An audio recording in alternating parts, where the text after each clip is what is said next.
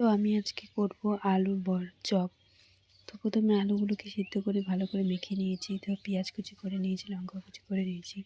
তারপর প্রথমেই পেঁয়াজ দেবো না, কারণ যেহেতু শ্বশুরমশাই খায়, পেঁয়াজ খায় না, তো সেই জন্য আলাদা করে আগে ভেজে নিব সব। তো তারপরে দেখো একটু চালের গুঁড়ো, আর বেসন, লবণ, হলুদ এবং লঙ্কার গুঁড়ো সব কিছু দিয়ে প্রথমে ভালো করে মেখে নিয়েছি। তো মাখা হয়ে গেলে তারপরে কড়াই পরিমাণ মতো তেল দিয়ে সেগুলোকে দিয়ে ভেজে নেব। ও তো সেটা ভেজে নিয়ে তারপরে পেঁয়াজ দিয়ে আলাদা করে এক্সট্রা করে আবার মেখে নিয়ে সেটা ভেজে নেব। তো ভাজা হয়ে গেলে ফাইনালটা দেখাবো। তো ভালো করে লাল লাল করে ভাজবে। আর চালের গুঁড়ো দিলে একটু ভালো হয়, মচমচে হয়, খেতে সুন্দর হয়। আর যেহেতু চালের গুঁড়ো ঘরেই ছিল তো দিয়ে দিয়েছি। তো দিয়ে মেখে নিয়ে দেখো প্রথমে ভেজে নিয়েছি, এটা পেঁয়াজ ছাড়া, কারণ শ্বশুরমশাই পেঁয়াজ খেয়ে না, সেজন্য ওনার জন্য আলাদা।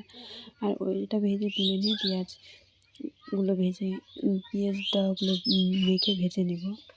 তো হয়ে গেলে দেখো ফাইনাল হয়ে গেছে। তো কেমন লাগলো, তোমরা কিন্তু এরকম করে খেতে পারো, মুখে রুচি আসবে, ভালো লাগবে। তো ভিডিওটা ভালো লাগলে অবশ্যই লাইক, কমেন্ট এবং সাবস্ক্রাইব করে দেবেন।